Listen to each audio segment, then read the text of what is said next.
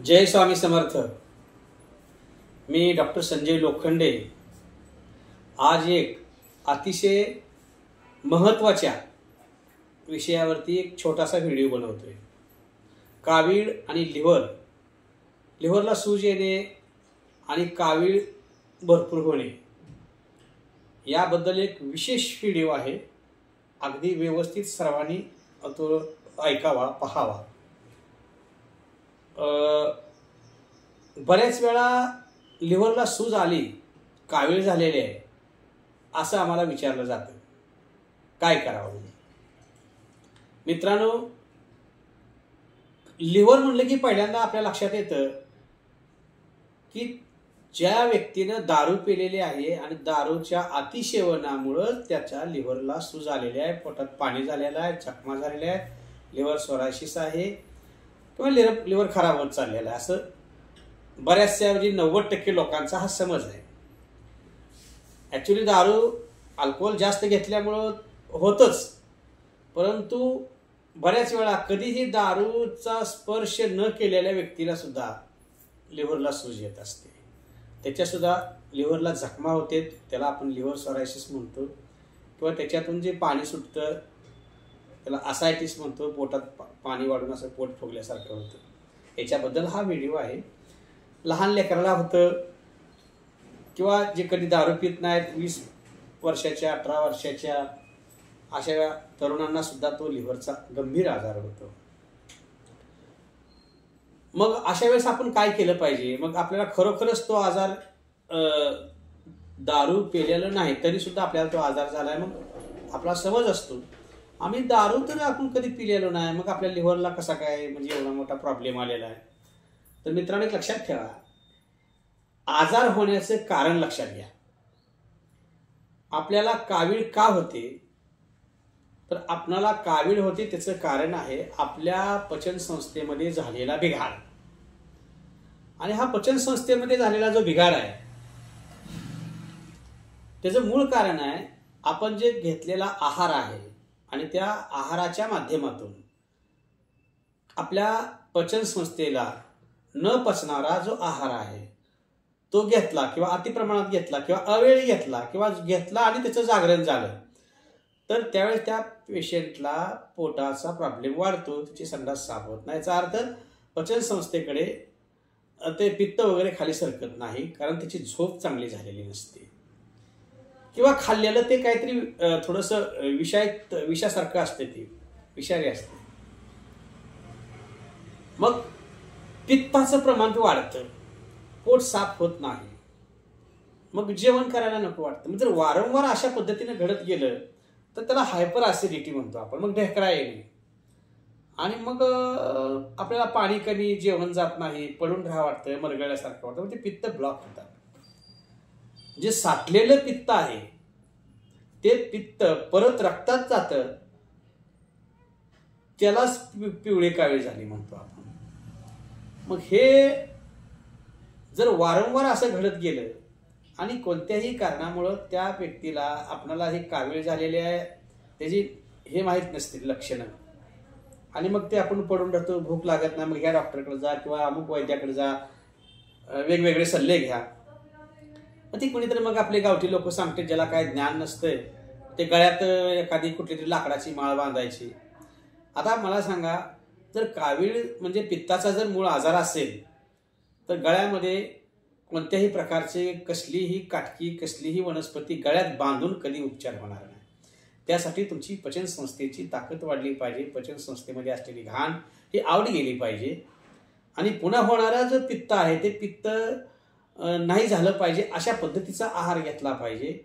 आणि विशेष म्हणजे झालेल्या आजारासाठी बरं करणारी त्याला योग्य करेक्ट औषधं झाली पाहिजे। म्हणून त्याला ज्या व्यक्तीला काविळीच्या आजाराची चांगली माहिती आहे अशाच व्यक्तीकडून ते उपचार करून घेतले पाहिजेत। आता आपला प्रश्न असा आहे की कधीच दारू पिलेला नाही, तरुण अवस्थामध्ये त्याला ती लिव्हरचा आजार गंभीर झाला आणि बरेच पेशंट गेली किंवा त्रस्त आहेत। लक्षात घ्या, माझ्या 27 वर्षाच्या कावीळ आणि लिव्हरच्या प्रॅक्टिसमधला तो अनुभव आहे, मी सर्वांसाठी हा शेअर करतोय. त्याचं कारण असं आहे, जर आपणाला कदाचित ताप आलेला असेल, सर्दी खोकला, आता असं हवामान ते खराब आहे तसं, तर या हवामानामध्ये आपल्याला सर्दी खोकला शिंका असा म्हणजे बारीक ताप वगैरे शरीरामध्ये जे व्हायरल इन्फेक्शन होत असते, तर अशा वेळेस कधीही आपलं जर अंग गरम असेल, थोडासा फीवर आहे आपल्याला, तर अशा वेळेस तोंडाची आपल्याला चव जाते आणि मग भूक लागत नाही. मग आपल्याला काहीतरी चवीचं खावं वाटतं, म्हणजे मला जेवण जायला असं वाटतं. मग आपण काय करतो, अशा वेळेस आपण ज्यांना मांसाहार करायचं आहे अशी लोक काय करतात, मटण किंवा अंडी जरा झणझणीत बनवून खाण्याचा प्रयत्न करतात. पण ते तेवढंच खातात, त्याच्यानंतर त्यांचं जेवण बंद होतं, कारण ते पुन्हा पचत नाही. आणि हे तापामध्ये खाल्लं तर ते वारंवार मग त्याच्यावर उपचार जर व्यवस्थित नाही झाला, 4-5 दिवस 10 दिवस असंच रेटत गेलं, तर त्यामुळं ते पित्त ब्लॉकिंग होतं, खाली जात नाही. आणि मग ते पचनसंस्थेवर ताण येतो, लिव्हरवर ताण येतो, पित्ताच्या पिशवीवर सूज येते आणि मग त्या पेशंटच्या लिव्हरला वगैरे सूज आली, मग इथं दुखायला सुरुवात होते, या साईडला दुखतं असं, मग तिथे गाठ येते, म्हणजे लिव्हरला सूज आली. SGPT SGOT नावाची टेस्ट असते, बिलिरुबिन नावाची टेस्ट, या टेस्ट केल्यानंतर त्याच्यामध्ये ते स्पष्टीकरण होतं. मग अशा वेळेस डॉक्टरांच्याकडे सल्ला असतो, सलाईन लावणे, ॲडमिट करणे. आता मग हा व्यक्ती दारू पित नाही पण त्याच्या लिव्हरला सूज आली, कारण त्याचं कारण असं आहे की त्याचा ताप असताना, व्हायरल इन्फेक्शन असताना मांसाहार केला, अंडी खाल्ली, मटण खाल्लं म्हणून तो झाला. परंतु शाकाहारी लोक त्यांना सुद्धा असा कधी कधी आजार होतो. तर त्या लोकांनी हॉटेलमधले जे तळलेले पदार्थ असतील, वडा पाव भजी असतील, पुरी भाजी असेल, त्याचं तेल घाण असते, म्हणजे चव तोंडाला नाही म्हणून आपण काहीतरी खायला जातो, त्यानंही त्या पेशंटला प्रॉब्लेम येतो. आणि अल्कोहोलिक पेशंटचा काही प्रश्नच नाही. त्यांना कसं असतंय, त्यांना आपल्याला एवढं पित्त झालंय आणि आपल्याला एवढं कावीळ वगैरे थोडीफार झालेली आहे हे त्याच्या लक्षातच येत नाही, कारण त्याला थोडा त्रास व्हायला लागला की लगेच जाऊन ती दारू पिते, किंवा थोडं घेतलं तर बरं वाटलं असं वाटतं. आणि त्या नशेमध्ये त्यांना आपलं पित्त ब्लॉक झालेलं आहे, आपल्या पचनसंस्थेवरती प्रॉब्लेम आलेला आहे, स्वादुपिंडाचा प्रॉब्लेम आलेला आहे आणि आपल्या लिव्हरवरती सूज आली, हे त्याची त्याला जाणीवच होत नाही. जोपर्यंत जाणीव होत नाही ते पूर्णपणे लिव्हरला सूज येऊन घासा पॅक होतो, खाल्ल्याला वरच्यावर उलटी होते. मग ते टेस्ट केल्यानंतर, मग ते डॉक्टरांच्याकडे गेल्यानंतर ते समजतं. मग त्यांना म्हणते दारू पिल्यामुळं ते लिव्हर खराब झाला, तर ॲक्च्युली दारू पिल्यामुळं तो त्या व्यक्तीला कळलेलंच नसते की आपल्याला हायपर ॲसिडिटी कधी झाली, ते नशेत त्यांना कळलेलंच नाही. ते वारंवार ते अल्कोहोल घेत असल्यामुळं त्यांना तेच वाढलेला आजार तसाच, ते अल्कोहोल घेताना ते डायरेक्ट त्या कोल्डमध्ये टाकून घेते, ते चकना खाते, त्याच्यामुळं ते पचनसंस्थेत प्रॉब्लेम येतो, हायपर ॲसिडिटी होते, त्यांची झोप पूर्ण होत नसते, त्यांना वाटतं माझी झोप झाली, नशेमध्ये पडलेले असतात, परंतु त्याची खऱ्या अर्थानं शारीरिकदृष्ट्या मेंदू पूर्णपणे निद्रिस्त होत नाही आणि म्हणून त्याचं रक्ताभिसरण होत नाही आपल्या भाषेमध्ये, आणि म्हणून त्याचं पित्ताचं प्रमाण जे पचनसंस्थेकडे यायचं असतं ते जात नाही आणि म्हणून त्याच्या लिव्हरवरती सूज येते. हा त्याच्या शास्त्रातला भाग आहे, शरीरशास्त्राचा भाग आहे.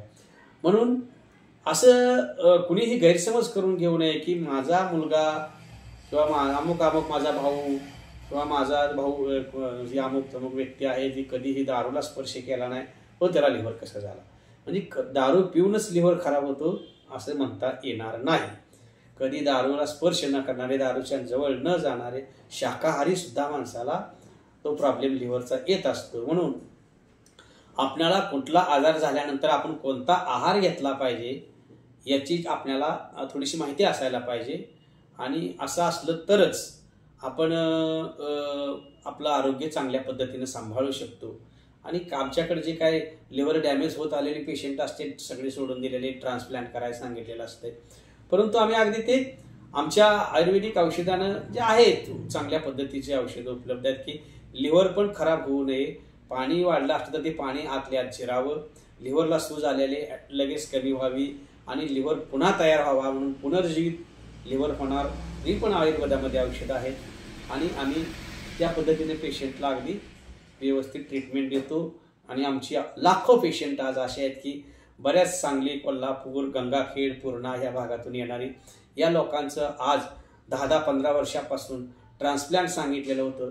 ती पेशंट आज अगदी पहिल्यासारखं जीवन जगत आहेत.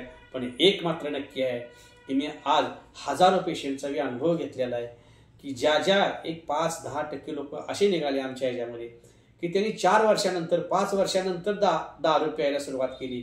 मी चांगलं खणखणीत झालोय, आता मला काय होणार नाही म्हणून. पण हा गैरसमज आहे. तर तुम्ही एकदा लिव्हरच्या आजारातून जरी कितीही चांगल्या पद्धतीने बरं झालेलं असाल तर पुन्हा मात्र अल्कोहोल कधीच घेऊ नका. मांसाहाराचं अतिसेवन, अति उग्र मसाल्याचं, तेलाचं असं जे मांसाहाराचं न पचणारं असं अतिप्रमाण सकाळी, दुपारी, संध्याकाळी काही लोकांना मांसाहार करण्याची सवय असते. बटाट्याचं, हरभऱ्याचं अति खाण्याची सवय असते. हे टाळा, म्हणजे आपला जीव नक्कीच वाचेल आणि पुन्हा पुन्हा कधीही लिव्हरचा प्रॉब्लेम येणार नाही. आणि कावीळ म्हणजेच लिव्हर आणि लिव्हर म्हणजेच कावीळ, कोणत्याही प्रकारची कामीन ते अमुक कावीळ वेगळी असते, हा गैरसमज आहे. हा डोक्यातून काढून टाका. प्रत्येक थोड्याशा प्रांतामध्ये काही अंतरावरती भाषा बदलण्याचा जो प्रकार आहे त्यामुळे कुणी कामीन म्हणतं, कुणी कावीळ म्हणतंय आणि कुणी मग आम्हाला सांगते सुशिक्षित लोकसुद्धा आहेत सर कावीळ वाढलेले आहे, फक्त लिव्हरचंच प्रॉब्लेम आहे असं काय नसते, किंवा कावीळ काय नाही पण लिव्हरच आहे. हे जी लोकांचा समज आहे तो पूर्णपणे चुकीचा आहे. कावीळ म्हणजेच लिव्हरची ट्रीटमेंट असते आणि लिव्हरची ट्रीटमेंट म्हणजेच कावीळची ट्रीटमेंट, त्याला संबंधित तो आजार असतो. ते आपल्याला संयुक्त पद्धतीने ते उपचार करावे लागतात.